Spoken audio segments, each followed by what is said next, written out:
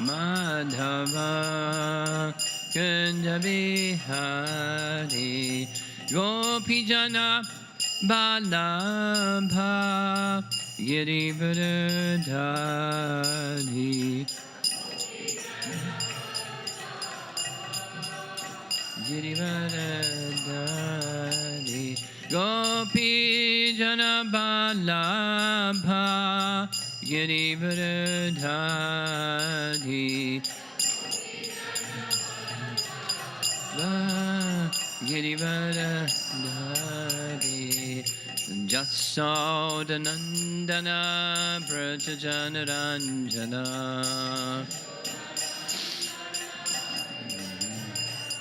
Jasodanandana Brajajanaranjana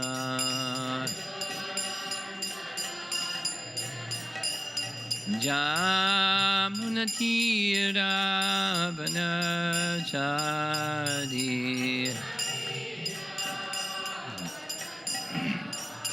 Jamunatira Vanachari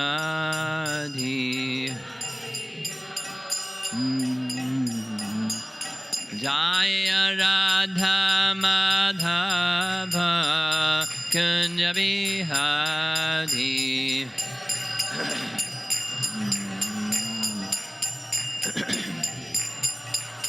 Jaya Radha Madhava Kunja Bihari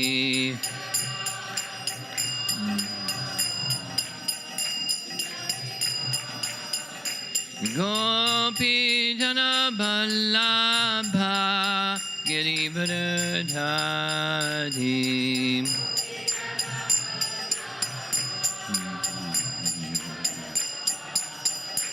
Gopi Jana Vallabha Girivardhari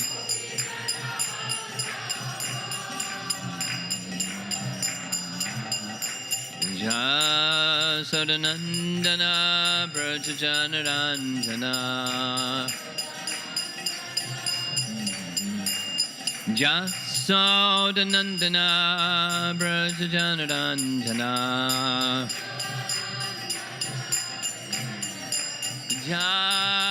Jamunatira Vanachari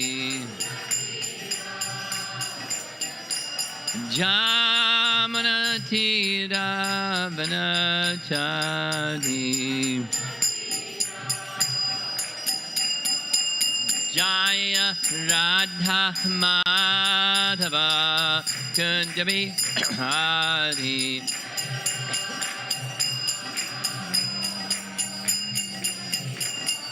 Jaya Radha Madhava Kunja Bihari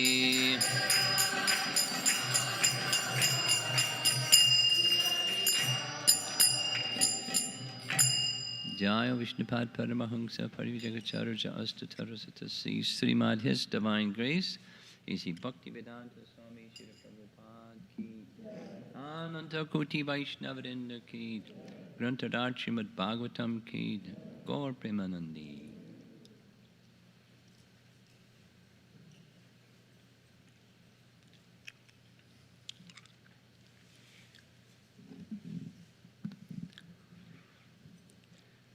Well, we made it to Dwarka this morning.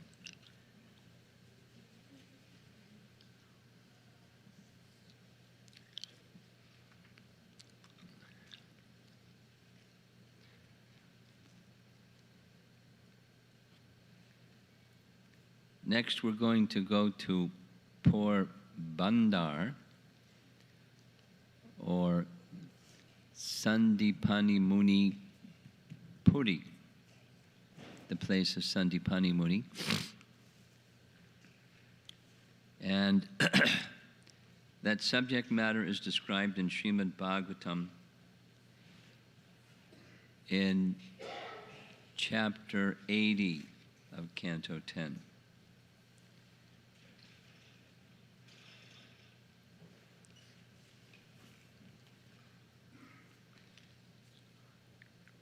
before we enter into that subject matter,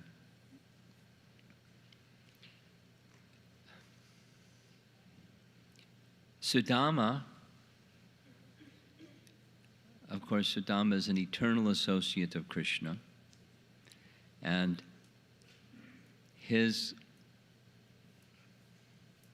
qualities and his relationship with Krishna are honored again and again and again and again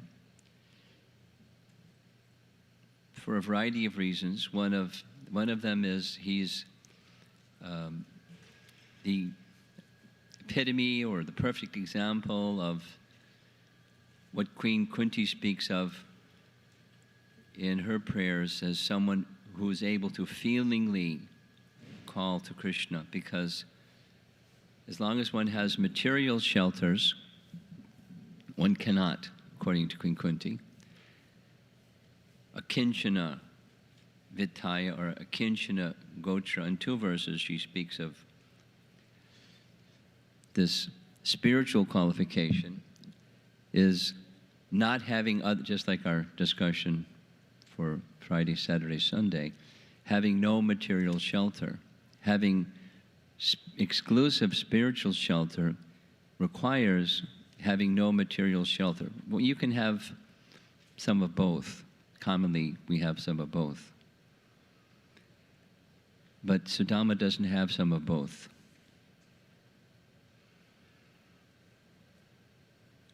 There's a book written by one of Lord Chaitanya's associates, Jagatananda Pandit, who had a very unique relationship, to say the least, very unique relationship with Lord Chaitanya. He was very young compared to all of the other associates of Mahaprabhu. Also, although his age was young, he was spiritually mature. And the relationship that he had with Lord Chaitanya was like Satyabhama and her relationship with Krishna, where Jagadananda Pandit would talk back to Krishna or to Chaitanya Mahaprabhu. Anyway, very interesting relationship. And one of the books that he wrote was Prema Vivarta. We know the meaning of prema, and Vivarta means hidden or secret. So he had this love for Lord Chaitanya that looked like confrontation instead of love, sometimes. And so lots of pastimes are described in Chaitanya Charitamrita, and he begins the book basically saying, I don't care if people understand or don't understand what I'm going to write. I just want to share my heart and my feelings for Lord Chaitanya. Whether people understand it or don't understand it, here goes. And it's very amazing, the love that he had for Lord Chaitanya. But that love was singular, even when he was saying or doing things apparently displeasing. It was for Lord Chaitanya's pleasure because he knew nothing else. Like the left-wing gopis, they would talk back to Krishna or criticize Krishna or say, get out of here, and all kinds of things.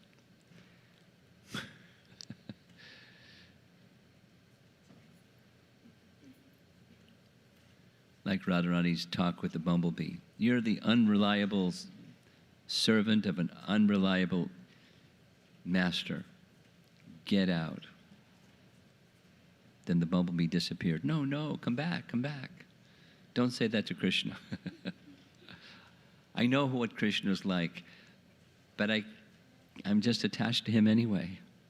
Don't tell him that. He may not come back. Oh, why do I speak like this? So, in Prema Vivarta, Jagatananda, there's one end of a chapter where he says, basically not verbatim, but he says, don't make the mistake of trying to cross a river with one foot in 2 different boats. Similarly, spiritual life means put both feet in one boat, the Krishna boat. And then you can cross the ocean of material existence. Don't make the mistake of being divided in your devotion.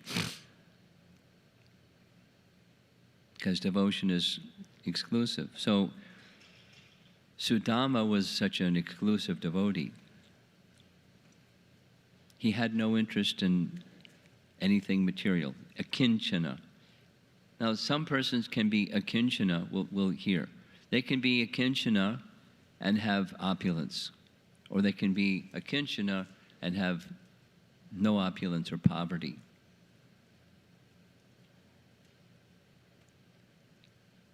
And both are difficult. To have opulence, generally, we heard yesterday evening from Anuj, you have opulence and you become proud. I'm up here and others don't have that which I have up here, and so you become proud. This the conditioned tendency. And the spiritual position is opulence or no opulence.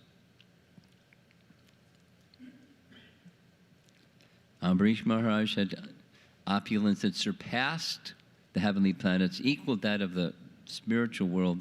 Yudhisthira had opulence, third canto says, that surpassed the heavenly planets. But he had no interest in, it was for Krishna's service only, no interest in having the opulence and enjoying the opulence, being the enjoyer of the opulent position of being a king. In any case, Sudama had no opulence.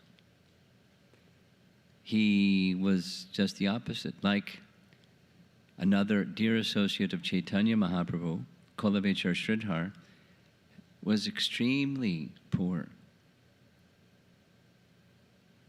And without embellishments, his poverty was so severe that most people would die.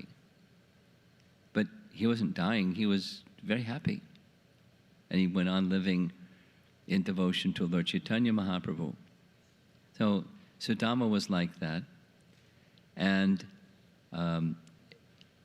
Krishna, is Krishna attracted to someone who has opulence and not attracted to someone that doesn't have opulence? Is that a way to attract Krishna? No. So there's several references. I'm just going to point to a few of them.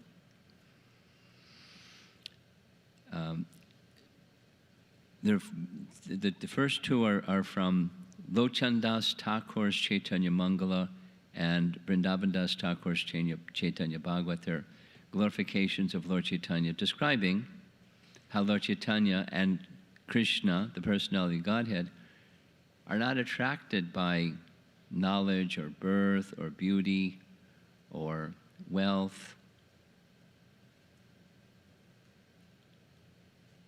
Was Kubja beautiful?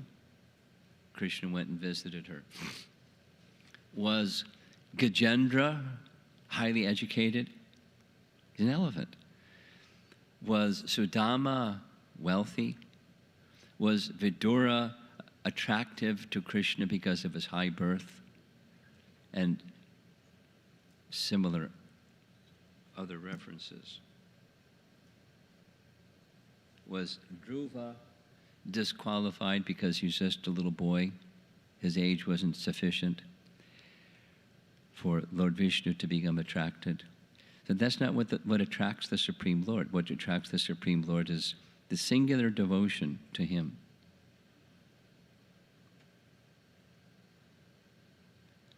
And in a similar vein, what Sudama in his poverty had to offer to Krishna was insignificant. It was inferior quality. He didn't even have enough wealth in his house when he went to visit Krishna to bring a gift from his house. His wife had to go to a neighbor and took 4 palmfuls of broken flat rice, put it in a little handkerchief, tied the corners, and off he went. Even if he is thirsty, the Lord does not even glance at water offered by a proud person in an opulent, jeweled water cup. The Lord eats with full satisfaction any item offered by his servant, regardless of whether the offering was made according to regulations. This is Chaitanya Bhagavat. This is Vrindavan Das. Even if his servant does not offer an item because he considers it too insignificant, the Lord forcibly eats it. Sudama. The evidence of this was when the Lord ate Sudama Brahman's broken rice in Dwarka. The Lord even accepts the remnants of his servants. What's the example? Draupadi's pot. Yeah. Draupadi's pot. When Durvas Muni was sent by Duryodhana to visit the Pandavas after they had eaten, so the pot could not produce anything, purposely so that Durvasa would become angry and do something bad for the Pandavas. Krishna came, took some piece of spinach or whatever clinging to the side of the pot and became fully satisfied. Remnants of his devotee, Krishna.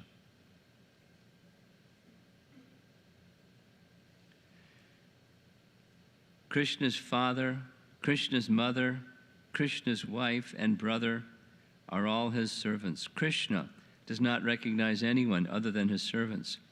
The Lord accepts the form that his servant meditates upon, and Krishna's servant can even sell him.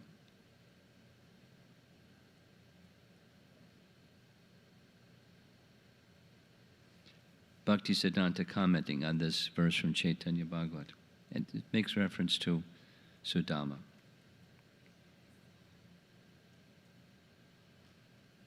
If anyone in the material world has many possessions, then he naturally becomes proud. Such a proud person then takes shelter of misconceptions like, I am the best, I am rich, I am the best collector of ingredients for worship of the Lord, I'm a great devotee, and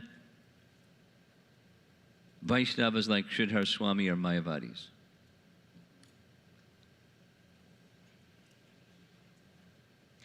Lord Sri Gaurasundar does not even glance at such people or desire to accept any of their offerings. The awe and reverence of this material world is unable to oblige the Supreme Lord, who is the object of Vishrambha.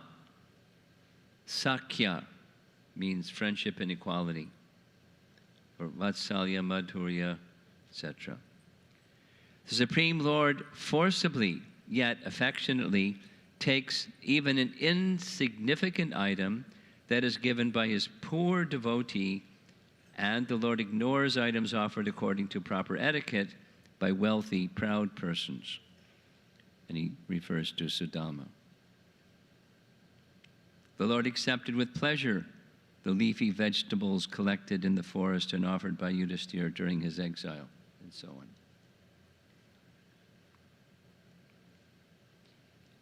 Referred to in Rupa Goswami's collection of sayings or poems is one by Ramanujacharya. He's also specifically honoring Sudama.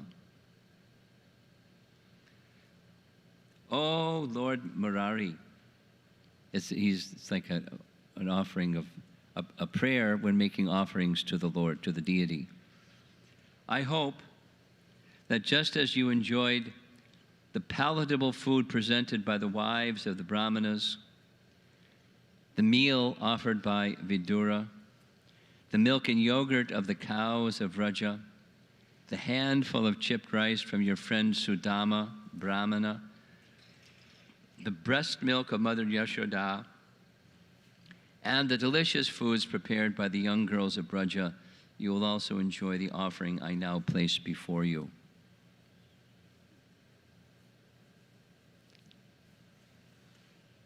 Krishna accepts the love and devotion, not the quality of the ingredients.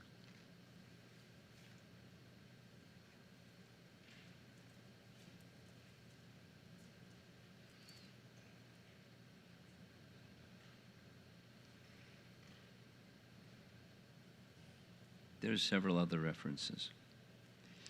Bhaktisiddhanta describes this quality of a kinchana. He says, when Prahlad Maharaj, after he became the king in place of his father Hiranyakashipu, he had all the opulence of Hiranyakashipu at his disposal. But the Lord wasn't neglectful of him because, oh, now he's opulent, and vice versa. Because Sudama had no opulence, the opposite, impoverished, the Lord didn't neglect him. The quality they both had that was similar was a kinchana. They have no material desire, and therefore whether they had opulence or didn't have opulence, because they had no material desire, that's possible only when there's spiritual desire. So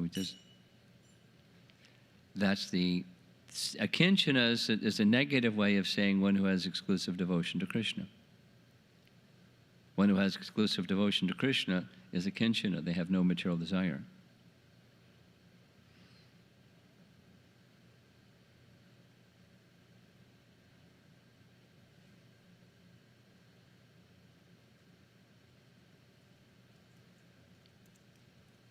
Because everything of this world, Bhaktisiddhanta is saying, everything of this world is the property of Krishna, so we don't have the right to take even a blade of grass unless it's for the service of Krishna, and the kinchanas know that. So in other words, if they have a blade of grass or whatever it is they have, it's the property of Krishna. They have no material property, they have no material possessions per se, because they understand everything is Krishna's possessions, and therefore meant to be in service of the one who owns it.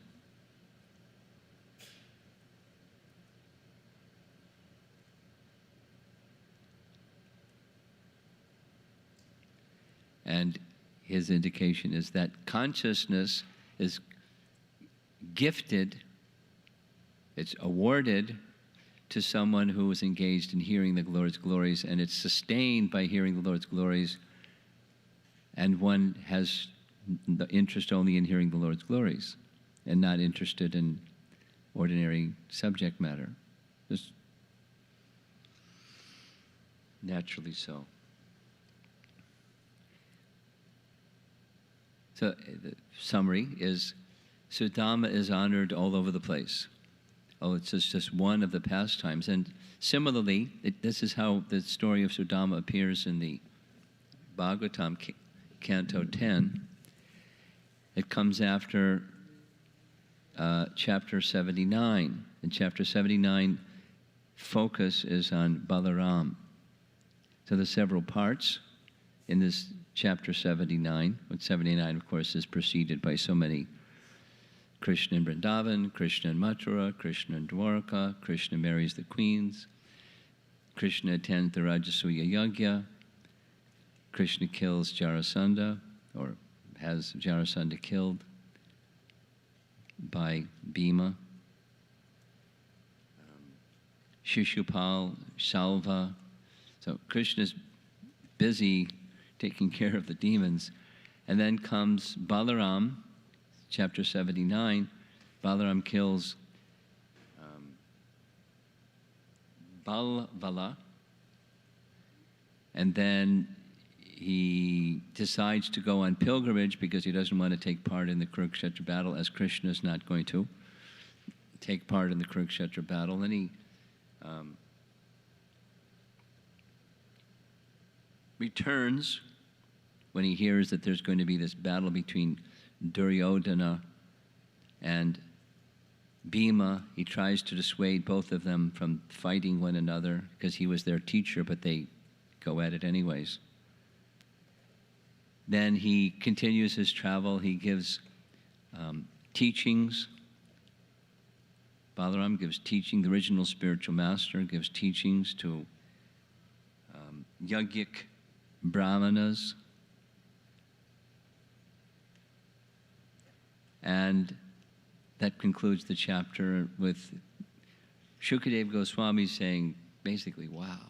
The pastimes of Balaram are just amazing. And anyone who regularly hears them or remembers them will become very dear to Krishna. So, Maharaj Parikshit, having heard all of these 79 chapters of the 10th canto, on one hand, he's feeling very satisfied. On the other hand, he's not dissatisfied, but he wants to hear more. So the next chapter, this chapter with Sudama in it, has the beginning section is very important. It's a description of the hankering of one who has tasted the nectar of Krishna Katha. That hankering doesn't become diminished, it becomes increased. Your appetite becomes greater after eating. One wants to hear more and more.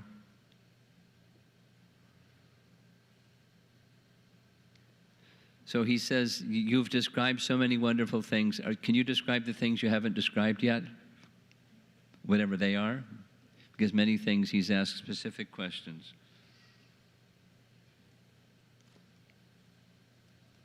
And he says, anyone who knows what the essence of life is, and anyone who has become disgusted with endeavoring for sense gratification, how could they stop this process of hearing? So there's a long section of commentary indicating what the effect, if you're hearing properly. Sometimes devotees ask, how do we know if we're effectively making advancement? So here's two gold standards for that. The essence of life has become again focused. The mission of life, the purpose of life, the thing, the motivating factor or the inspirational factor that's operating in your life becomes strong, stronger, dominant, and keep going. Can't even imagine. You can't live without that prominent aspect of life dominating everything that you do. At the very heart beat, your heart can't stop beating. You won't live anymore. So similarly, being very focused on this life of the purpose of life, and other activities, they don't hold significance anymore. So the diminishing of material affinity and the increasing of spiritual affinity. And this is essentially what's being said here. There's two terms, a long commentary, but the two terms are Visana means, literally it means morose. So how is it a transcendentalist is morose? Well, they're not morose in the way that a materialist becomes morose. That's the mode of ignorance.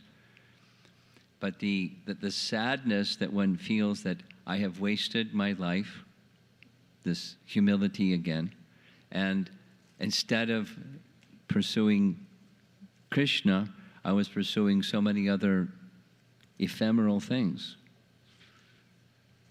And around me, I see a world filled with, like Prahlad, I see a world filled with people that are continuing to do that. That's all they know. And they don't know anything else. That makes me vasana, makes me sad, makes me pained. For myself, I don't have any misgiving. But these, Prabhupada's translation is these poor fools and rascals. They're misguided, misdirected, chasing after illusion. That's anxiety for me. Or again, reflecting on one's own past activity and feeling regretful. It's purifying. But then the forward direction is having a very clear sense of what life's purpose really is, and eagerly pursuing that.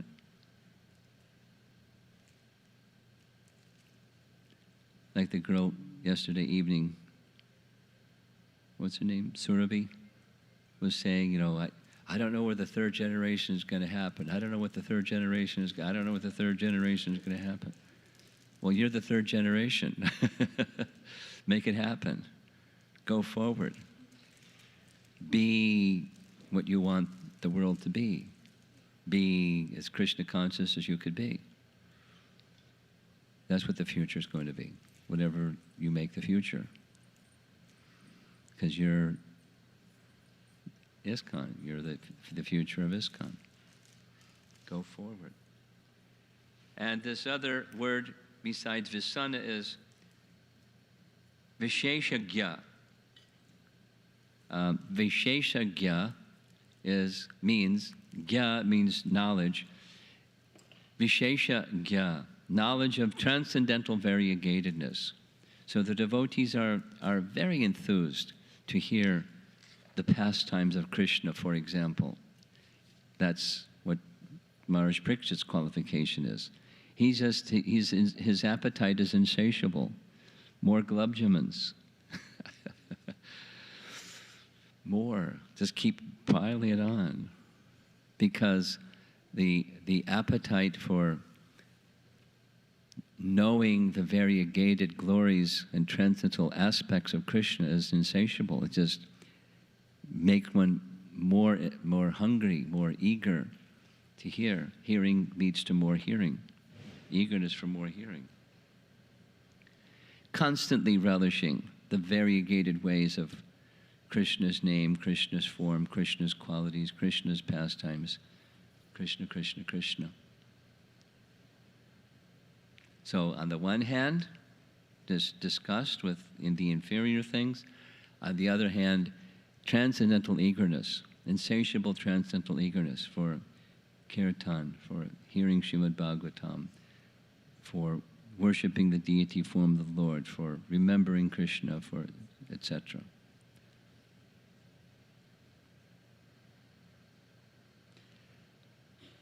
That's Maharaj Parikshit. That's the result of someone who has the qualification to hear. It's like the question the other day of how to increase our receptivity of this transcendental message.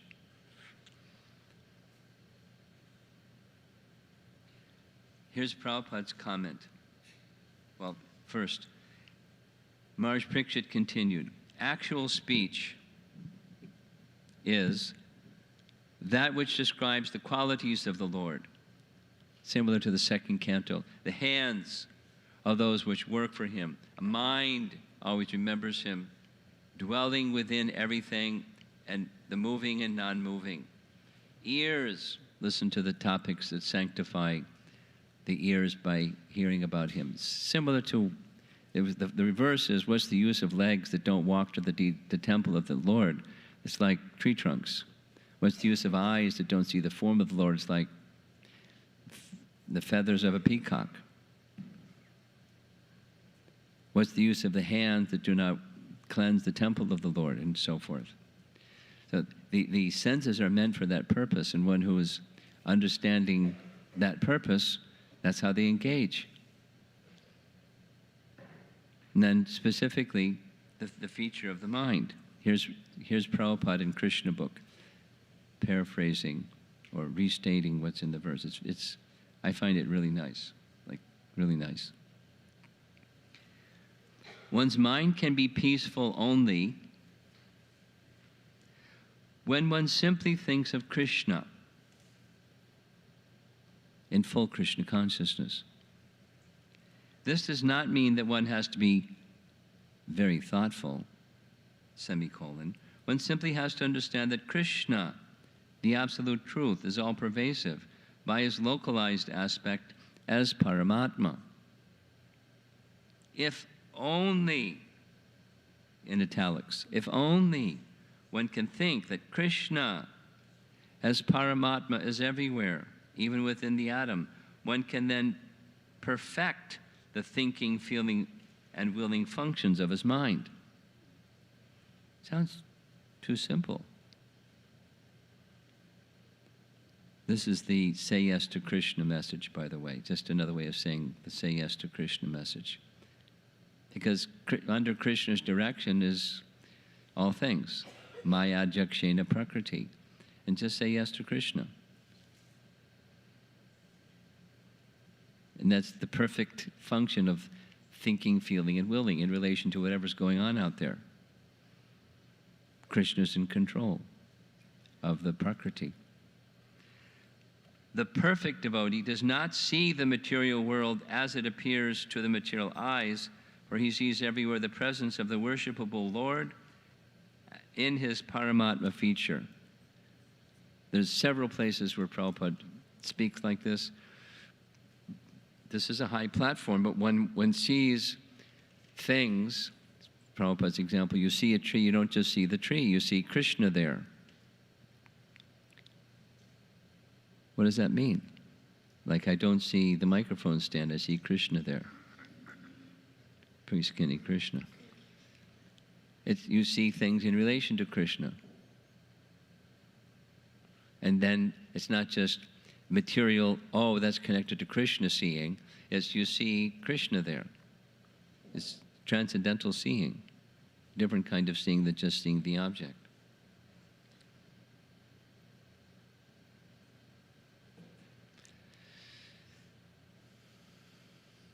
So that's how chapter 80 begins. It's Maharaj Parikshit is sitting on the edge of his straw mat saying, more. And my feeling, my wish for more is based upon this strong urge to hear more, hear more. Whatever you haven't already said about Krishna, please say more, because my appetite is insatiable and I'm not interested in anything else. The snake bird that's going to come and bite me and I'm dead, and that's okay. I just let me go out hearing, mind fixed on Krishna. So imagine how that inspires the speaker, Shukadeva Goswami, to go on, so he goes on.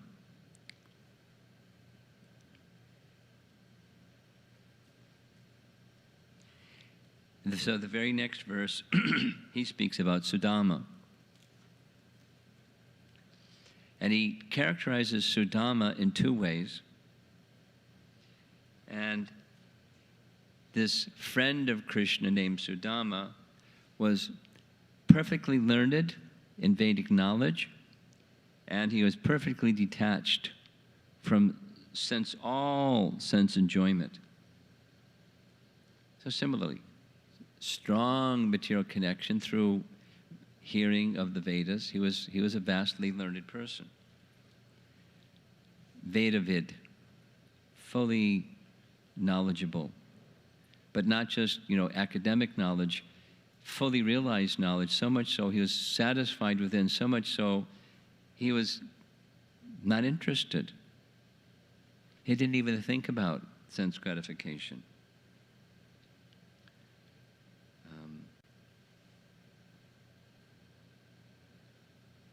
Jiva Goswami comments like this. A person who has come to the perfection of knowledge surrenders to the Supreme Personality of Godhead. In other words, any person who has surrendered his life for the service of the Personality of Godhead has come to the point of perfect knowledge. That's the result. Perfect knowledge results in, or a symptom of it is, surrender, full surrender to the Personality of Godhead. The result of that is then also detachment from the materialistic way of life. And the result of that is complete control of the senses. That means when you extend your senses, it's for service, and otherwise you're not interested. It's something unless it's for the purpose of the Lord's service. So you're unaffected being in the material world because you're serving Krishna or serving Krishna, whether your senses are moving this way or this way.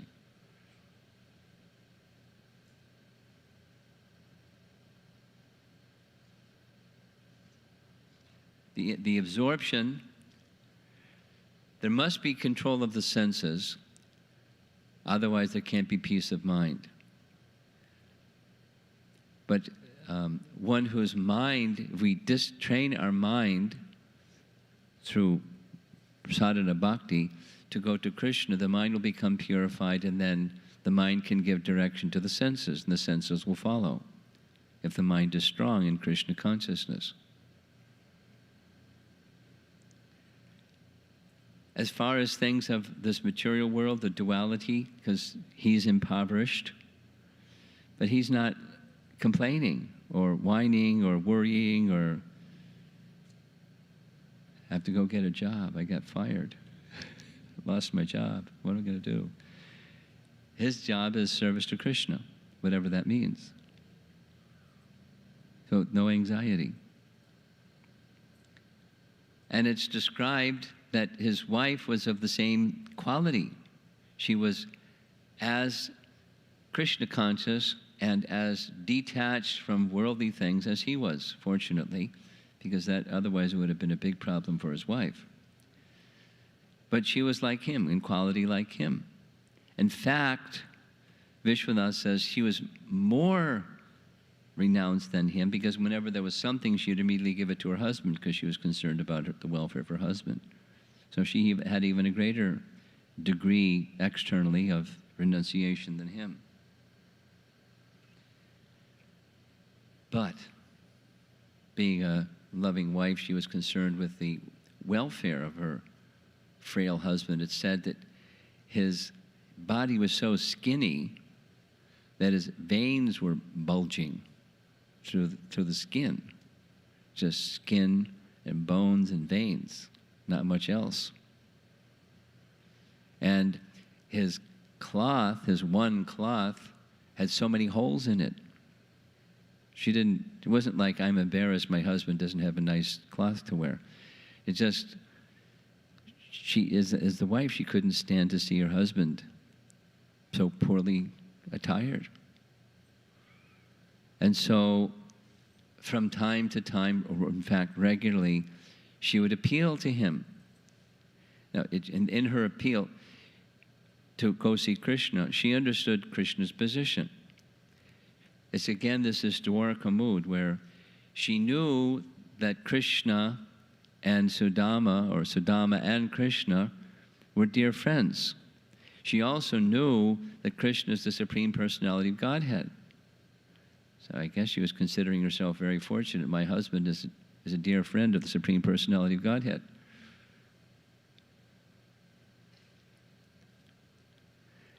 And she then would regularly appeal. And I'm not going to go through the whole thing because of time, but she was like her husband. She was she's a Brahmani.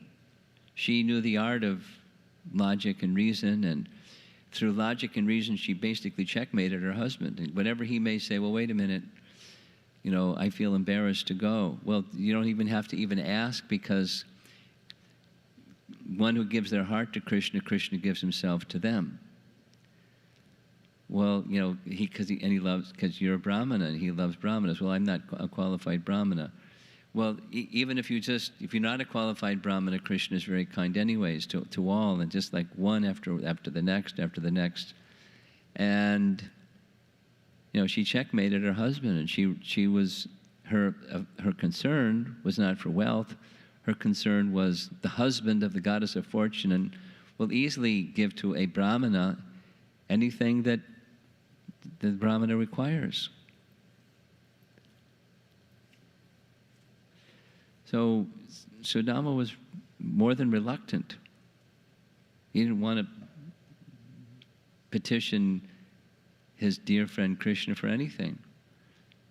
But the real principle that persuaded him, besides the affection that he had for his wife, and husbands understand when these things come up, then some of those points that the wife really, really, really is important, you have to yield. So the greater reason was, if I go, I'll get to see my dear friend Krishna. So it's something like Akrura in his journey to go see Krishna, sent by Kamsa. He's just meditating on what it's going to be like when I go see Krishna in Dwarka, or Akrura when I go see Krishna in Vrindavan. When you go to see Krishna, you're meditating on what it's going to be like. And so it's not, you don't necessarily know what the exchange is going to be, but meditating on that form of Krishna that he knew from his childhood. And the qualities of Krishna, and the nature of Krishna's loving feature is he may speak like this.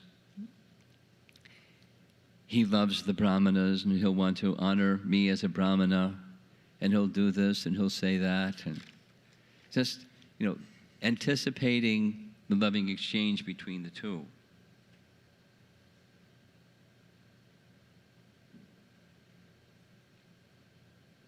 So he agreed to go. And to go see Krishna, it's 104 kilometers from the place where he was born, grew up, and lived, Sudama.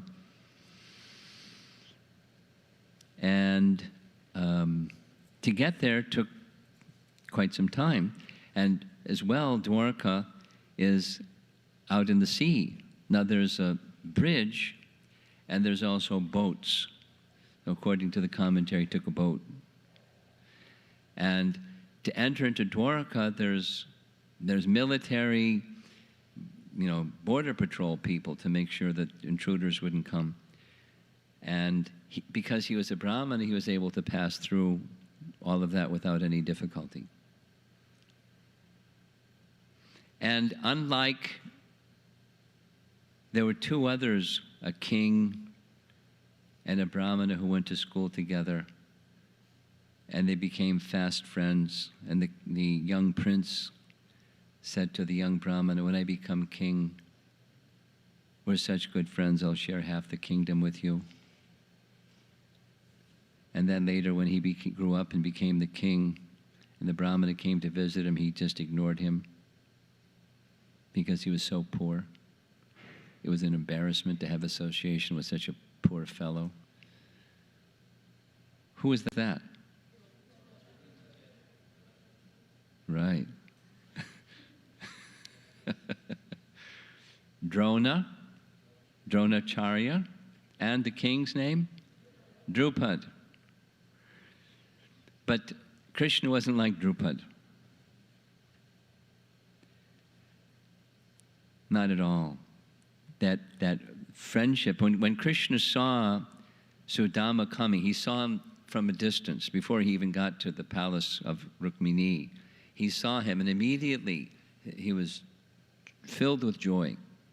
And he stood, and when Sudama came before him, immediately, literally worshipped him. There's the detailed description of how that worship went on. And Rukmini, who's the goddess of fortune, worshipped the Brahmana along with her good husband, Krishna, because she also has great affection for the Brahmanas, especially, we're assuming, qualified Brahmanas, not just somebody who by birth is a Brahmana. So she participated in the worship also. And the other residents in the palace were wondering, what's going on? Look at this fellow that looks, like a pauper. A cloth that has more holes than cloth. And they couldn't understand. They could understand that there's something between the two, but what was between the two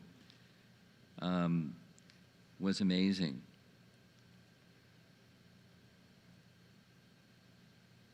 The residents of the palace said, "What pious acts has this unkempt, impoverished Brahmana performed? People regard him as lowly and contemptible, yet the spiritual master of the three worlds, the abode of the goddess Shri, is serving him reverently. Leaving the goddess of fortune sitting on her bed, the Lord has embraced this Brahmana as if he were an older brother And by the way, the same language is used by the wife of Sudama, where she refers to Krishna as the spiritual master of the three worlds. I find it amazing. Like they understand, the residents of Dwarka, they understand Krishna's divinity. At the same time, they're acknowledging these other relationships. It's not Vaikuntha. Vaikuntha, that there isn't all this other kind of relationship thing like there is in Dwarka. So therefore, it's more personal, or I shouldn't say more personal, it's more intimate. There's more madhurya, there's more sweetness in the exchange.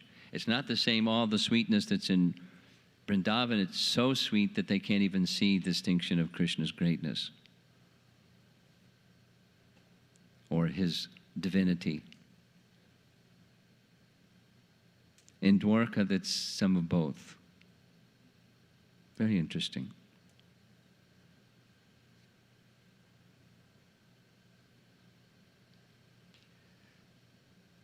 Shukadeva Goswami continued, taking each other's hands, Krishna and Sudama talked pleasantly about how they once lived together in the school of their guru. The Supreme Lord said, "My dear Brahmana, you know well the ways of Dharma. After you offered the gift of remuneration to our guru and returned home from his school, did you marry a compatible wife? Even though you are mostly involved in household affairs, your mind is not affected by material desire, nor, O learned one,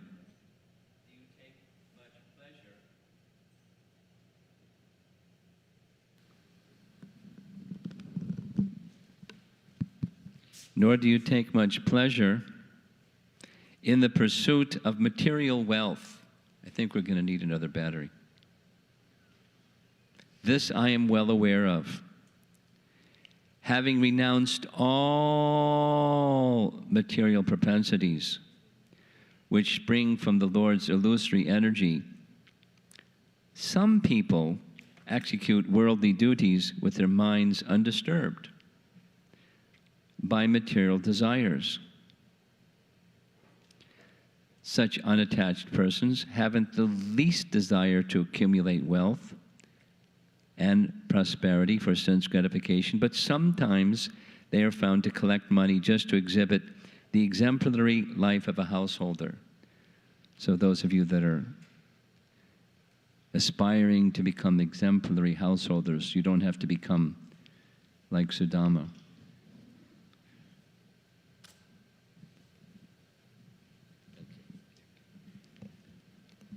But if you go this other route, this Yukta Vairagya route of engaging things in Krishna's service, make sure that your spirit is a kinchana. I think we turned the volume up a little bit. Can you turn this one?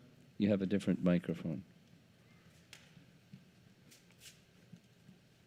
"They act as I do to instruct the general populace.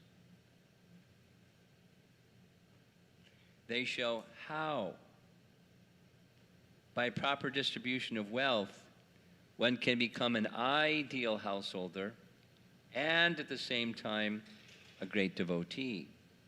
Such ideal householders are to be considered followers of my footsteps." That's what Krishna was doing. He was in Dwarka with 16,108 palaces, opulent like anything. But at the same time, the degree of charity that Krishna was engaged in was equally phenomenal. And qualified kings of his time, seeing his example, followed his example. One of the places that we visited was in Dwarka, was where King Nriga was liberated. Now he was also, the number of cows that he gave I forget the number, but it's some gargantuan number. More than you have fingers and toes, for sure. And he did it every day. I mean, it probably took him all day just to give away cows and go home and have his dinner. But there was some mix. For Krishna, obviously, no mix. And for other qualified kings, no mix. Akinchana personalities, no mix. They can still be involved in the world, but not attached to anything. It's a hard, you can't imitate it. Not only is it a hard condition to reach, you can't imitate it. You can't just like twist your mind around in the right shape and then you got it. Like a Rubik's Cube or something. It takes attachment to Krishna. And nothing else works. And when the attachment to Krishna is there, then this ideal householder life can become possible. So you don't have to be destitute like Sudama, but you have to be not attached.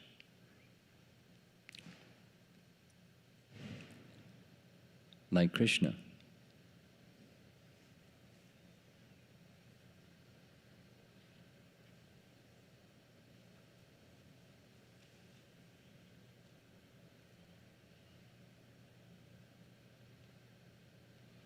Vishwanath comments, it's all very nice, and then there's the time factor. So Vishwanath says he's reading Krishna's mind and he's reading Sudama's mind. Krishna said, just see, though this man is a householder, he is without desires and does not want anything from others. Even if he is given some charity by force, he will not accept it. So then Krishna thought, although he didn't say it, I want to broadcast the glories of Sudama, and in so doing, I'm not going to reveal what he came here to see me for to anyone. Nor outwardly will I give him charity while here. I'm going to wait till he goes. Because then, he'd get glorified, and he doesn't want that, and so I'll do it a different way. He's just reading, Vishwanath's reading the mind of Krishna, who's reading the mind of Sudama. Very intimate. Krishna said, I know very well that you did not take sannyas, because he's asked him, did you get married? I know very well you did not take sannyas, even though you are renounced. Those who are detached engage in work, even though their minds are not attracted by material desires. By working in this way, they give up the perverted propensity of the mind to create desires for material enjoyment. As a householder, I act according to the scriptural injunctions in order to teach the people in general. You can teach people this way, you can teach people that way. Although their direction that their lives went in was altogether a different apparent direction, they were doing the same thing. Teaching how to live your life in the mood of detachment. Then comes a very important and sweet section. It's describing their relationship with Sandipani Muni.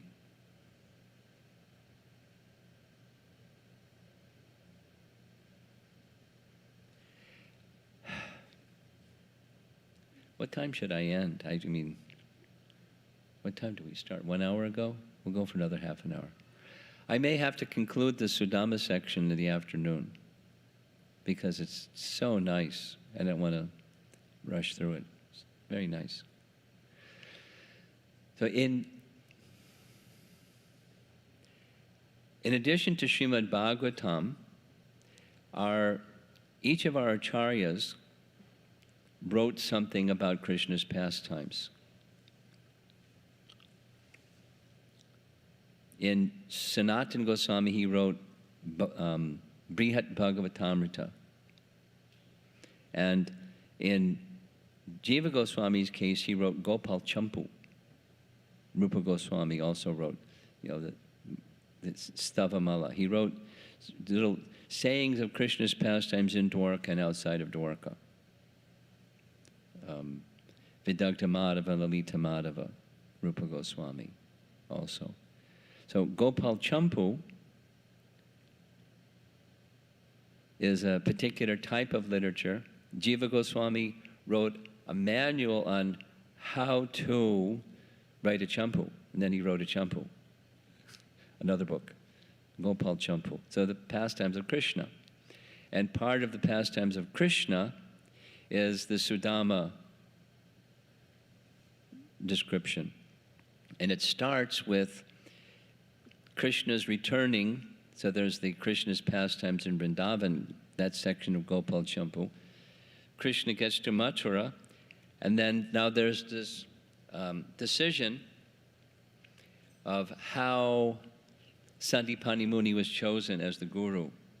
So when Krishna got to Mathura, the short is Vasudeva and Devaki wanted to have him receive his Brahminical initiation, or Gayatri Mantra, receiving Gayatri Mantra. We say Brahminical initiation. He was a Kshatriya. So received Gayatri, Upanayana. So they wanted Gargamuni to perform that Upanayana ceremony. So there was going to be a big festival. And Krishna didn't mind, but just before the ceremony was to take place, Rohini came shortly after Krishna got there.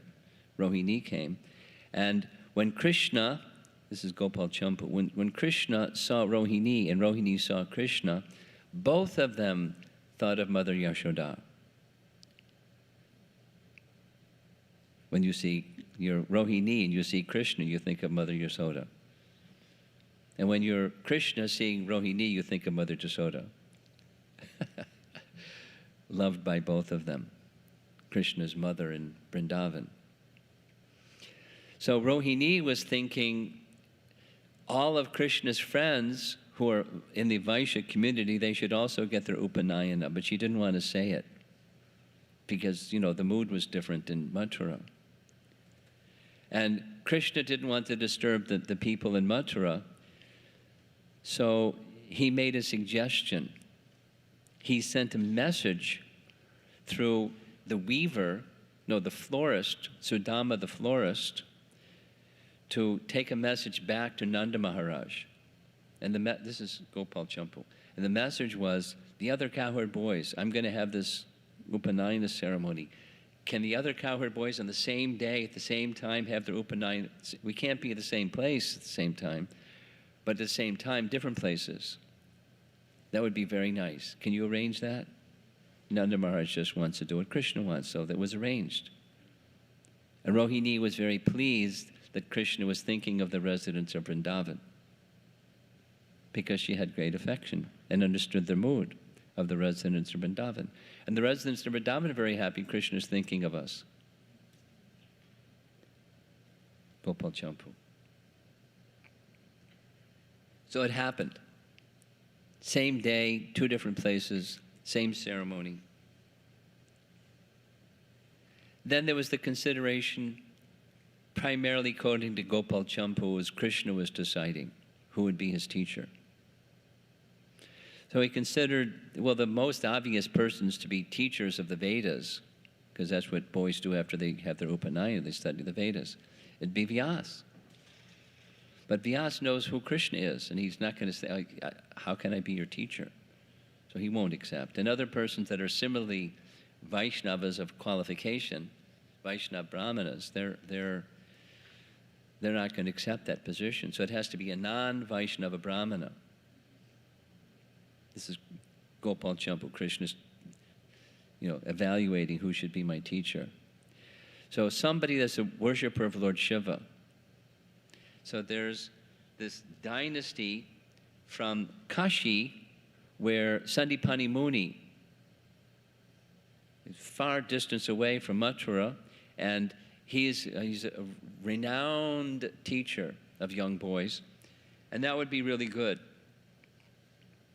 He previously was in Prabhas, and then he went to Avanti, and now he's living in Avanti, conducting a school over there. That would be really good. And then in addition, I can go incognito because it's so far away, nobody will know. And since I killed Kamsa, then there are people may be hostile to the members of the outer dynasty, but while I'm gone, if nobody knows I'm gone, they may not come. So I'll go to this distant place.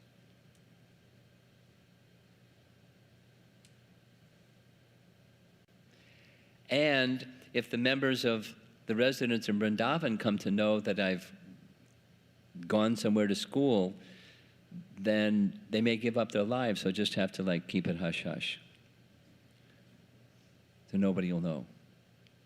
So he sent a text message to Sandipani Muni. Sandipani Muni said, sure, come on over. And they went barefoot because they had taken vows of a student, brahmachari vows, and brahmachari vows include such things. They didn't have a conveyance, they didn't have shoes, they just walked. You know, those of you that are from, almost all of you from India, from the distance from Mathura to Ujjain, quite a distance. They walked the whole distance. And at night, they're resting along the way, and Krishna is speaking to Balaram about the residents of Vrindavan. It's not that he forgot the residents of Vrindavan any more than the residents of Vrindavan forgot him. And when they got to the school of Sandipani Muni, no one could figure out who they were, because here's these two effulgent boys, but dressed like ordinary brahmacharis. Who are they? So they came to meet, like an interview with Sandipani Muni, and he came to understand who they were from the Yadu dynasty, young princes, son of Vasudeva and Devaki, exalted personality. So he gave him the rules. You're going to have to like set all that aside and just be humble and submissive and do begging on behalf of the spiritual master and take the alms that you've gathered and give them to me. I'll have my wife prepare them, and that's what we'll have for our meal in the ashram. So whatever's collected on behalf of the spiritual master is the property of the spiritual master. Are you up for that? So they were very happy. So this is now, it's the worldly dimension of Krishna's pastime. He doesn't need to study anything. He doesn't need to become the menial servant of anybody. But he's taking that position because Krishna's consideration is if I don't do this, the whole world will follow and everything will become ruined. So I want to do this. And besides, Sandipani Muni is my dear devotee. And I like this relationship of I'm down here and he's up there, and that's nice. Krishna, it's happiness for Krishna. It's one of the relationships. Like he has mother and father, he has a teacher. It's rasa. But it's, at the same time it's rasa, it's also, he's conducting himself in apparently worldly ways. Something that I neglected to mention this morning. Similarly, when Jarasandha was making his harsh statements about Krishna, the acharyas, starting with Jiva Goswami, then also Vishnu, said, what kind of a fight is this? Why would Krishna, the personality of Godhead, the maintainer of the three worlds, be doing fighting with this insignificant nobody who was a demon? Unless there was some happiness in it for Krishna. And what happiness is there in it for Krishna to fight a demon? Then he goes on and says, well, if it was his universal form, there'd be no match. So he didn't do this with his universal form, it was in his human form. And his human form, it was to protect the Yadus, his family members. He was upholding the codes of a king or the princely order. And here's someone coming to attack the Yadu clan.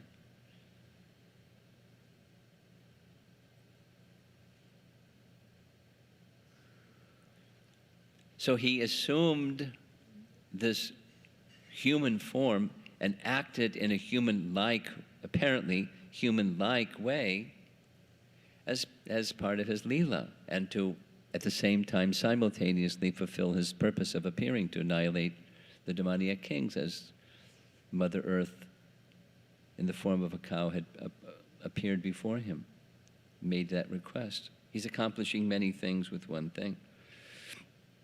So also, in his school of Sandipani Muni, he's accomplishing many things with one thing.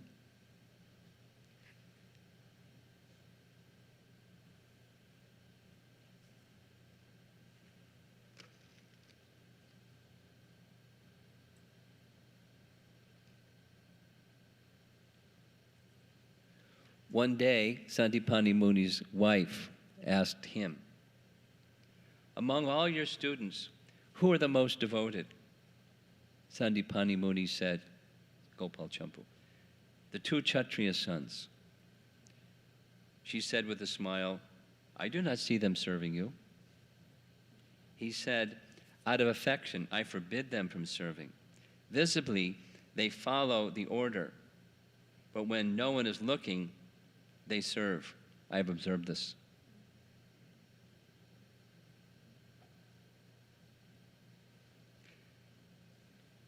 Though there were hundreds of students with equal qualities, Krishna was attracted to Sudama, Sharma. It's a Brahmana name, by the way, Sudama Sharma. Since he had the same name as his dear friend in Braja, because Krishna had a cowherd boyfriend also named Sudama. And hearing Sudama's name, this Brahmana from Pandharpur, he was very attracted. Plus, an eternal associate of Krishna. So he showed affection to him, as he showed affection to Arjuna and Sudama the florist. Just this natural thing started between the two of them.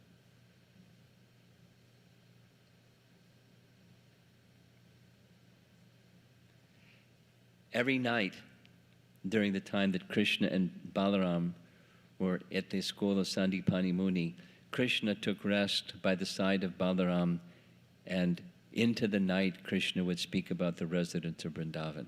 What are they doing now? How they must be feeling? How is this one? How is that one? When you're attached, your thoughts go there naturally. Gopal Champu. So as the resident of Vrindavan, to the degree that one becomes attached to Krishna, Krishna becomes attached to that same devotee. It's love. So same when we're doing our sadhana bhakti, the attachment isn't there yet.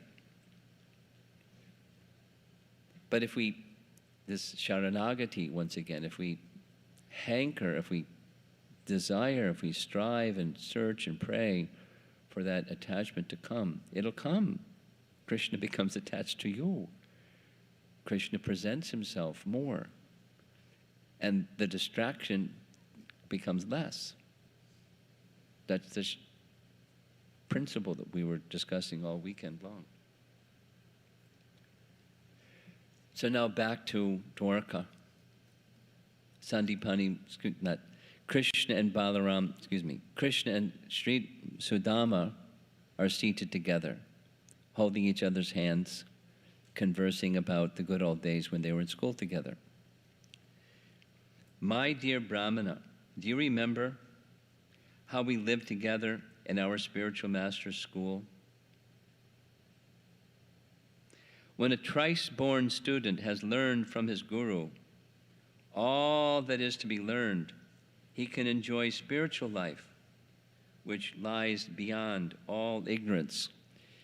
He's indicating several things. The fruit of real education is a happiness of being situated in transcendence, and a very clear reason for gratitude to be in one's heart, even in that position of transcendence, towards the person that one has heard from. Say it the other way. If there isn't that sense of gratitude in one's heart for the person from one who has heard, they're not situated in transcendence. It's still mundane. Mundane means that there's a disconnect with Krishna and the source of connection with Krishna. So Krishna is now speaking to Sudama again. My dear friend,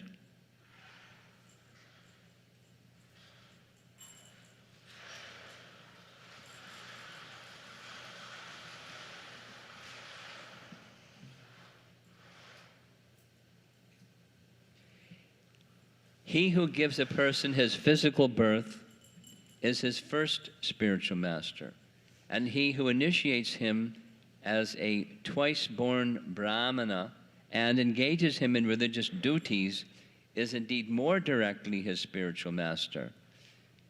And then there's one who gives the world, like our founder Acharya Srila Prabhupada, who gives the world spiritual knowledge, and that's the foremost of all personalities.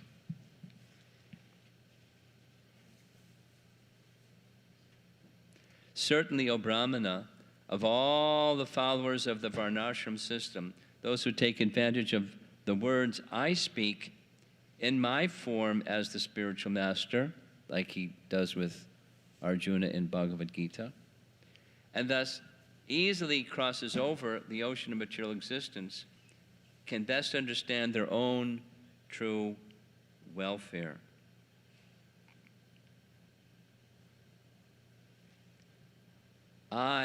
So here's this verse that we spoke about last night and also in Dwarka.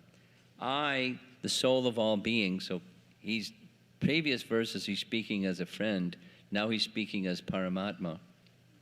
I, the soul of all beings, am not as satisfied by ritual worship, Brahminical initiation, penances, or self-discipline as I am by faithful service rendered to one's spiritual master.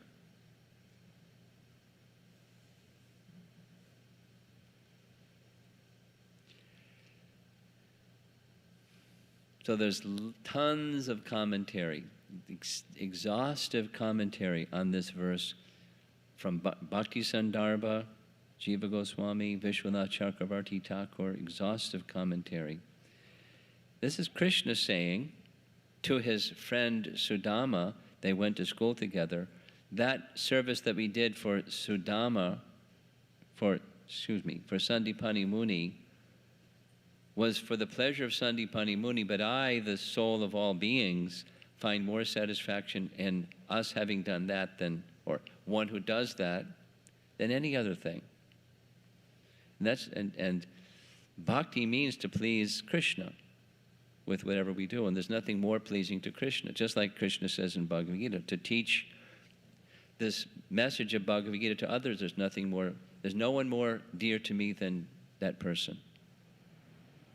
So teaching the message of Bhagavad Gita to others, or conveying its message to others, is only possible. You can't do it unless you have taken shelter of a spiritual master with your heart open with whatever it is that you have. Serve the spiritual master.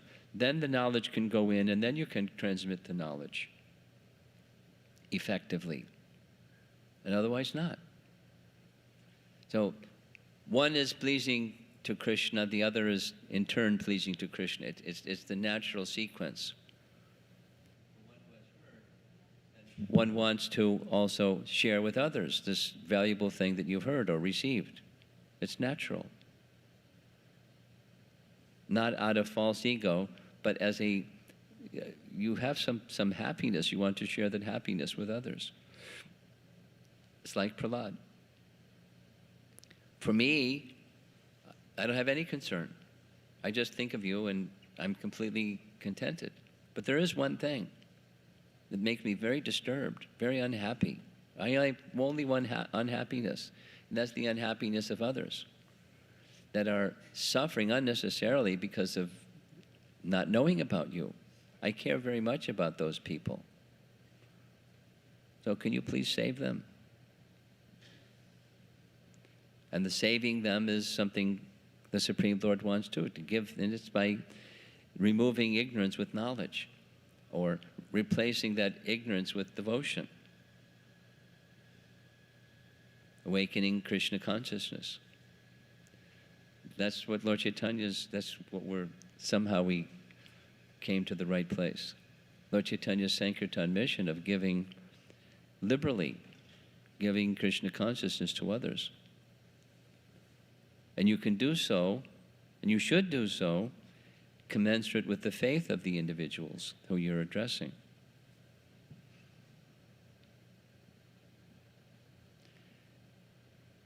There's just some appreciation. There's this natural symmetry between Lord Chaitanya, the Sankirtan movement of Chaitanya Mahaprabhu, and the message of Srimad Bhagavatam. It's actually the same thing.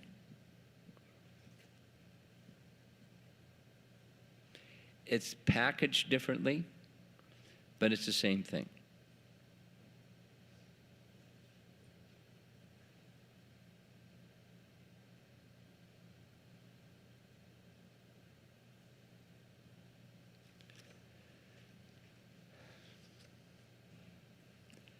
There's like 3 pages of commentary on this one verse. All very valuable, very important.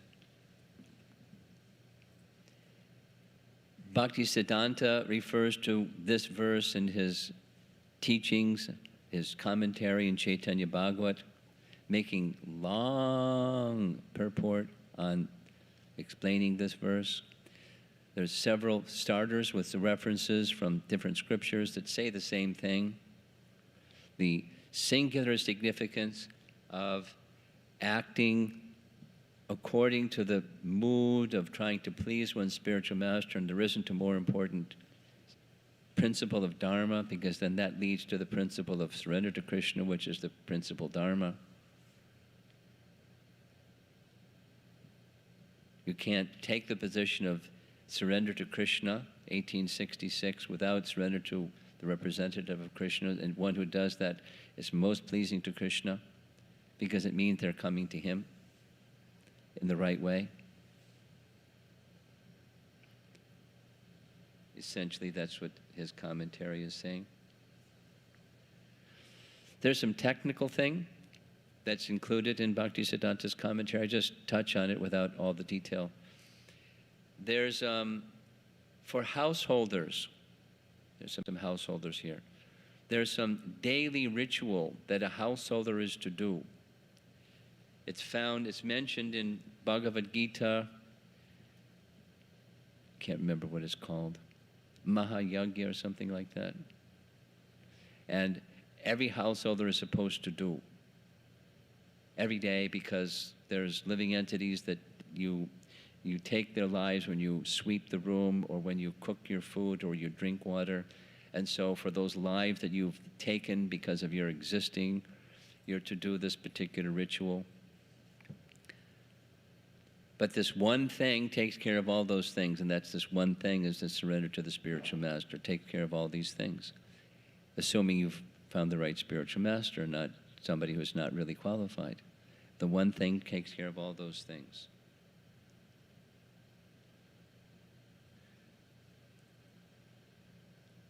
Would you like to hear Purushcharana from Hari Bhakti Vilas? Hari Bhakti Vilas is by Sanatana Goswami. It's not a Smarta literature. It's Vaishnava literature. There are 5 aspects to the Purushcharana observance. puja 3 times a day, constant chanting of japa, oblations of water, daily fire sacrifice, and feeding of the brahmanas. This means, Bhaktisiddhanta explains, this means that if one takes the vow to chant the mantra 10,000 times, so, that's not even 16 rounds, then he must also offer 1,000 oblations of water, 100 oblations into the fire sacrifice, and feed 10 brahmanas. Of course, it is very difficult to undertake such an observance without any flaw. So, for the less qualified, the scriptures have prescribed a simple process that consists of serving the spiritual master.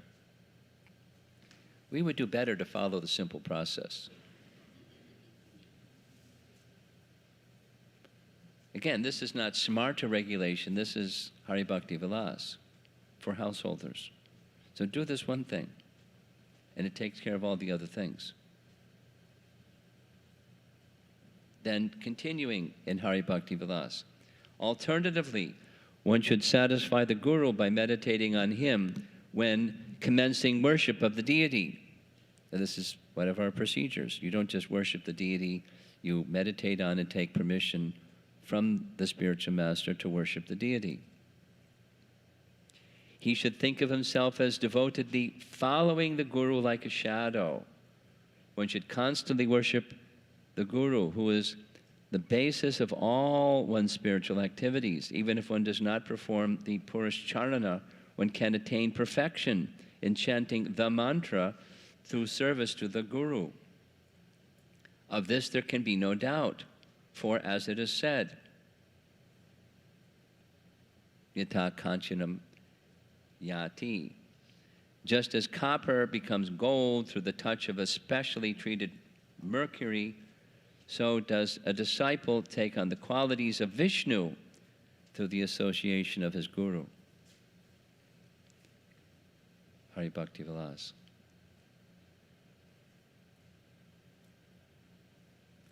Sanatana Goswami writes a commentary on what he just wrote.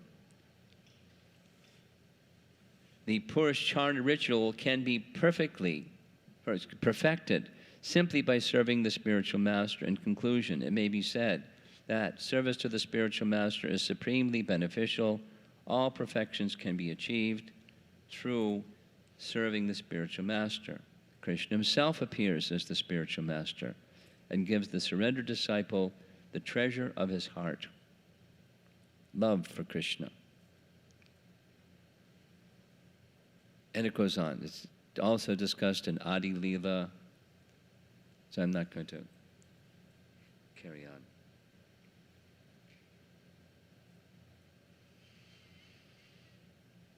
Very important verse, so you can go back and look and read the references if you like. It's text 34 of chapter 80. Krishna speaking to Sudama of the singular importance of what they did when they were in Sandipani Muni school, saying for him, for Krishna, there's nothing more pleasing than that one thing.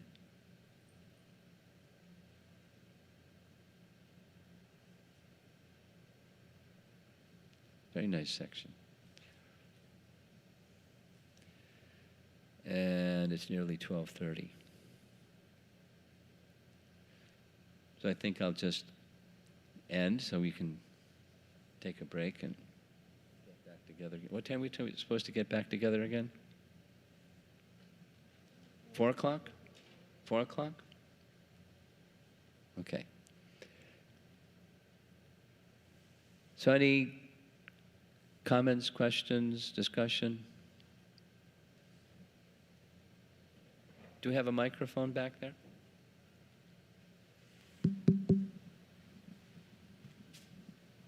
You're so expert. What would we do without you?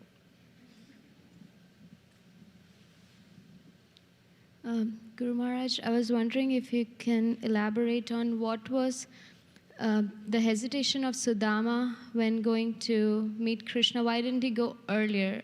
My understanding is that he didn't want to trouble Krishna or something, but he didn't want to go and ask Krishna for something. He's not, I'm not a materialistic bhakta. I don't go to Krishna to ask Krishna for something. I don't do that. But he was such a devotee, wouldn't he want to like see Krishna? That was the only reason, that was the main reason. There was two main reasons. It's the duty of the husband to see to the concerns of the wife, within reason. And so it was within reason. He understood her heart because he's married. And she wasn't, it wasn't greed, it was just a concern of her affection for her husband. And so that was one reason. And the other is to go see his friend Krishna. So that was what carried him as he was walking to go see Krishna. It was anticipating meeting Krishna. It was devotional. And the other was a duty in his household ashram.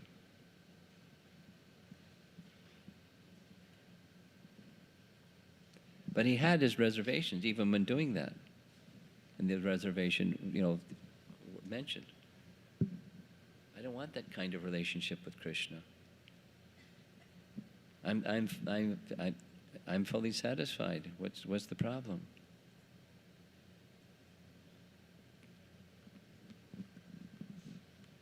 Something else?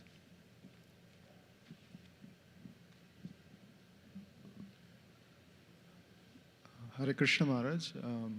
Sudama being a topmost, Brahmana, devotee of Krishna, he was a contemporary, like he was physically present on this planet when Krishna was here. Yeah. So after the Gurukula was long time, like Long time. what was the reason that he was he feeling happiness in separation, that he didn't want to go and see Krishna again? Was he feeling unhappiness in separation? Is that your question? More happiness in separation. Oh, no, we don't have any indication of that. He was just happy being happy.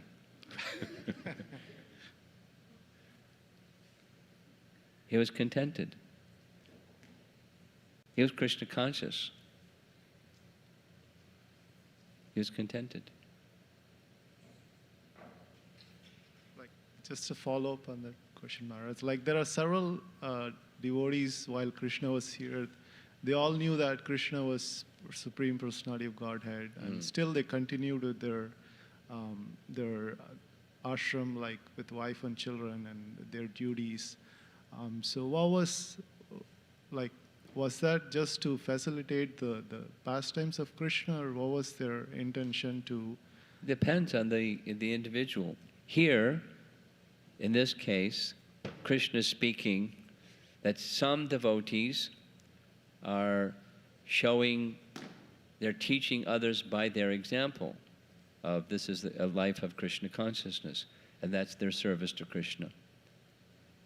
Teaching others by example. This is how you do it. So some were like that. Towards the end of the 10th canto, there's this wonderful section where Krishna goes to visit King Bahulashva because he's his devotee, but he's so remote and so absorbed in his duties in service to Krishna, he hasn't made it all the way to Dwarka to go see Krishna, so Krishna goes to see him.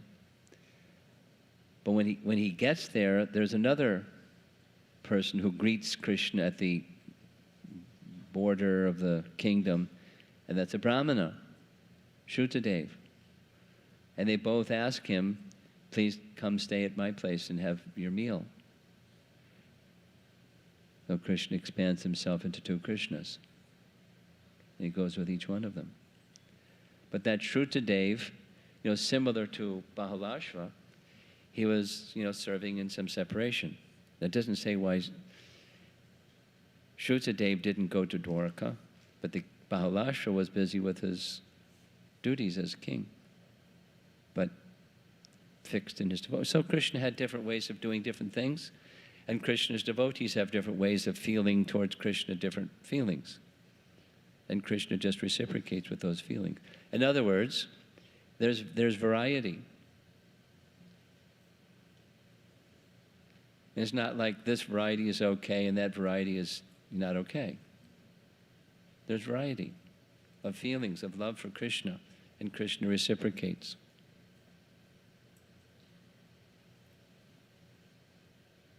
Is that all right? Thank you, Maharaj.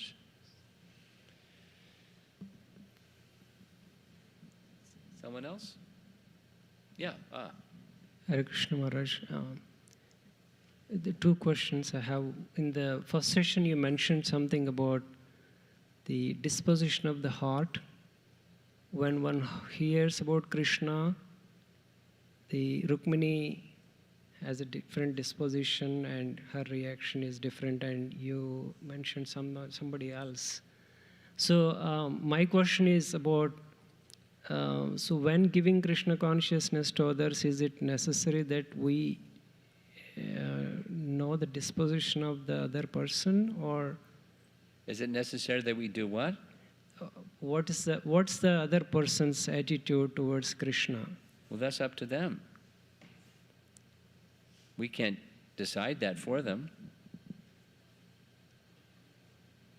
That's between them and Krishna. When Narada spoke to Kalyavana, Narada spoke to Kamsa, Narada spoke to Rukmini. Now, he knew his audience, so he spoke appropriate for the audience, but their disposition of heart was different, and therefore their mindfulness of Krishna was different.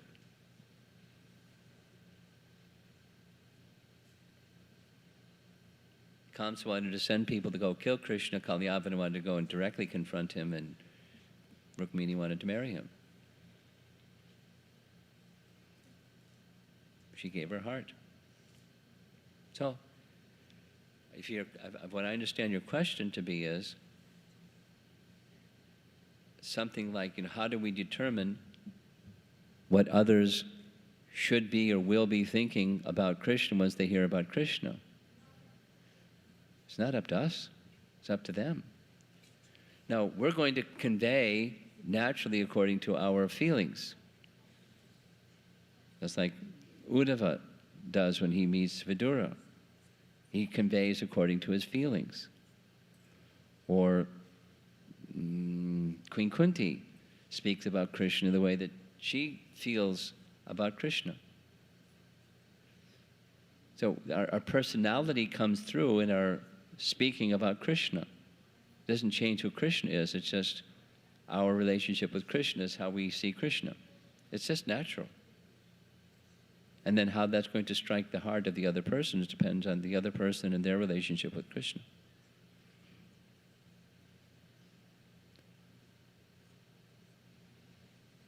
Now, Prabhupada, as a great acharya, who can say, some people speculate, but who can say definitively what was Prabhupada's relationship with Krishna, or in terms of rasa specifically?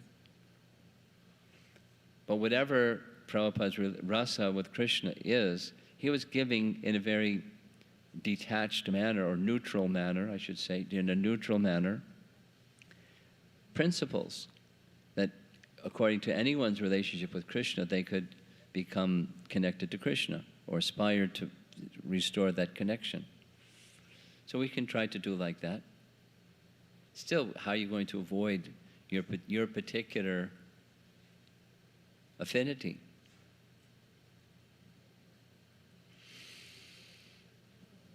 It's personal. And that's just fine. It would be kind of abnormal if it wasn't personal.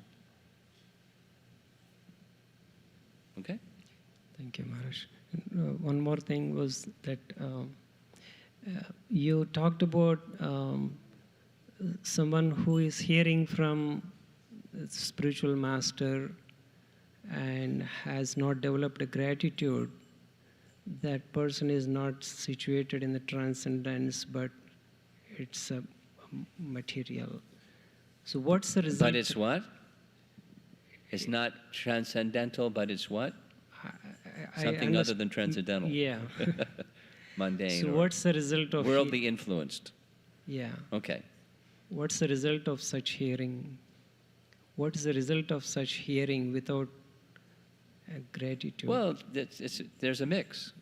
It's what our position is. We have one foot in two different boats. And it's inadvisable. So what's the result? Cross the river a bit and fall in the lake. Fall into the pool of the material energy again from time to time, get back in the boat. So, it's not smooth. But there's benefit because Krishna's in the picture. Wherever Krishna's in the picture, there's certainly going to be benefit.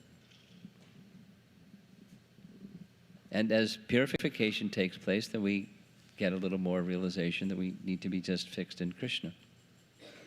That's the result.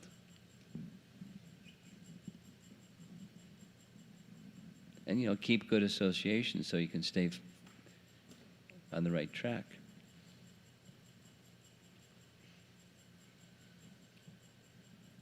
Thank you. Yeah. Hare Krishna Maharaj, thank you very much. Maharaj, you mentioned that don't share Krishna consciousness with the false ego. Don't what? Don't share Krishna consciousness with false ego. Don't share Krishna consciousness with false ego. Yeah. So could you give some more insight into this? Because personally I experience when I want to share that that message won't go because probably there is a reason. So could you help or could you give me more insights on how we can avoid? We have to work with whatever we start Krishna consciousness from whatever position we're in. We can't be in a position we're not right away. So that means, in terms of your question specifically, we're influenced by false ego. So the result of such transmission is similar to his question. The result of such transmission is it's not full, or it's not like the sun shining through clouds, depending upon the thickness of the clouds. It'll be less light or more light depending upon the thickness of the clouds. So it doesn't mean don't shine or don't transmit. But the fullness will not be effective to the degree that false ego is operating. But it's the transmitting, the act of trying to be the representative of Krishna, it's purifying, it's good for you and good for the person receiving. Less good than if you weren't free from false ego.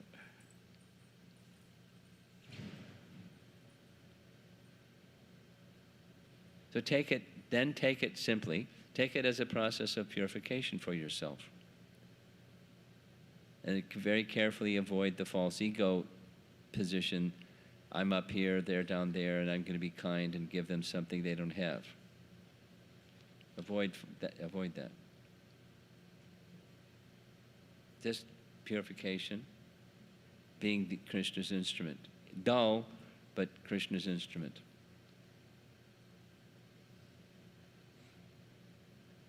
Try to please Krishna by that act. Is that right? Thank you very much. Anything over here? Okay. Hare Krishna Maharaj, that yesterday's those quotes was available on a screen during the 64 rounds. Yeah. Does that book is available, Maharaj? Because some devotee was asking this morning. Several people asked me yesterday, and I was tired last night, so I didn't go check. But I believe if you take the title of the book and the author and do something that everybody does, you Google something is going to come on your screen and say where you can buy the book. So the title of the book is Calling for Krishna. The author is Kanchana Vali Devi Dasi. Here's one person who wrote it down. You can write it down and pass it on. I assume Google knows, Google Guru knows. Thank you, Maharaj. You have something? Yeah. One question up front, and we're going to end here and come back at 4 o'clock. Hare Krishna. Maharaj, I was wondering, you were speaking, when you're hearing the right way, then two things come. It's disgust for material things and attachment to spiritual topics. You were doing pretty well speaking slowly, but then you started speeding up again. Okay. Do it again. When you were speaking the results of proper hearing. Yes, the results of proper hearing. Yeah, one is disgust for sense gratification, right? And the second one is attraction to spiritual topics. It's not. It's a result. The question people often ask is, how do I evaluate how well I'm progressing in Krishna consciousness? What are some standards? So on the results side is attraction for the temporary is diminishing and attraction for the permanent is increasing. Very simple. So disgust is stronger, but the slackening of attraction for the temporary.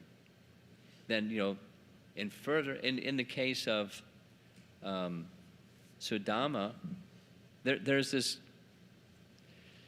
I'll add something that I didn't touch on. There are different kinds of detachment. One kind of detachment is I'm not attracted. Another is I'm disgusted. And both are detachment. But they're different kinds. It's not this one's better or that one's better. Different kinds of. And Sudama was in the category of he's not attracted. He wasn't thinking about it at all. Just like, the similar for Ambarish Maharaj. Like a pebble on the sidewalk. You walk out and put your shoes on and walk to your car to go where you're going, and you see a pebble. You go, oh, look at that, a pebble. You don't even pay attention to it. Insignificant. No more. So that's one kind of detachment. Then another is this other, disgust. So at least as a sign of proper hearing is this detachment, whether it's this kind, that kind.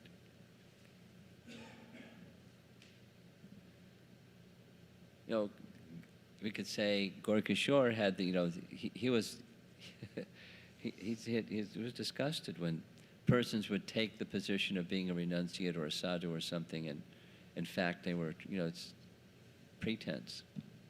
He was disgusted, and he would say it.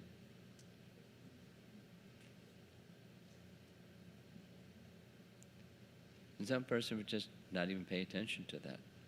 So, it's a symptom of proper hearing is akinchana. There's no, and you can say it the other way around too, that quality of akinchana helps one to hear. So it's, in other words, it's progressive. We're not all the way at once right there. So that slackening of affinity for the temporary, asat trishna, as that becomes more prominent, the slackening for the thirst for the impermanent, then one can hear better. And then as one hears better, that thirst for the impermanent diminishes further. It's just inversely proportionate. You know that language from math? Okay. Does that answer your question? I was wondering the difference between aversion and that, because we're discouraged, like we hear aversion is the flip side of attachment. Yeah. Well,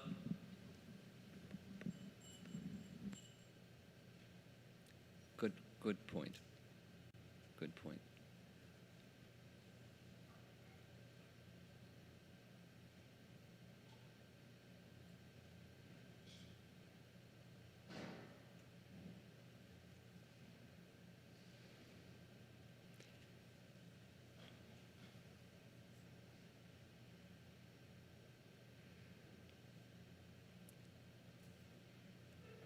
the thought that's coming is there's a difference between the material anything and a spiritual same thing. Like material anger and transcendental anger. There is such a thing as transcendental anger, and there is such a thing as material anger.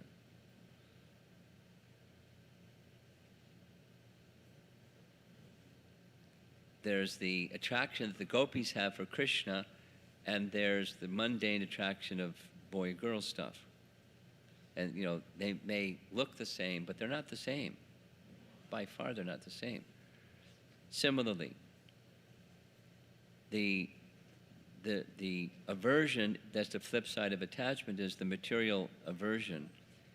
And then there's this transcendental thing where, it's not that Gorkishore Das Babaji was, in his aversion, he was actually attached to those things he was averse to. It's just,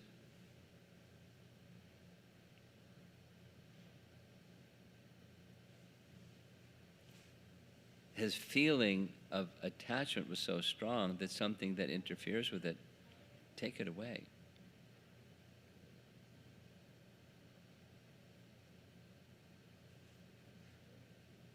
A transcendental feeling.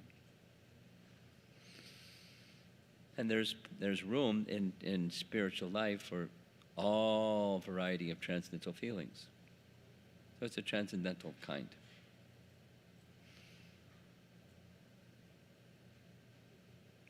Okay, so it's 1:45. We have a 3-hour and 15-minute break. Chant and be happy. We'll see. So I'll try to continue and conclude the Krishna and Sudama. And then we'll go to Krishna returns to Vrindavan. But he makes a stop along the way. A couple of stops along the way. Actually, according to the Bhagavatam, when Srila Prabhupada ki jai.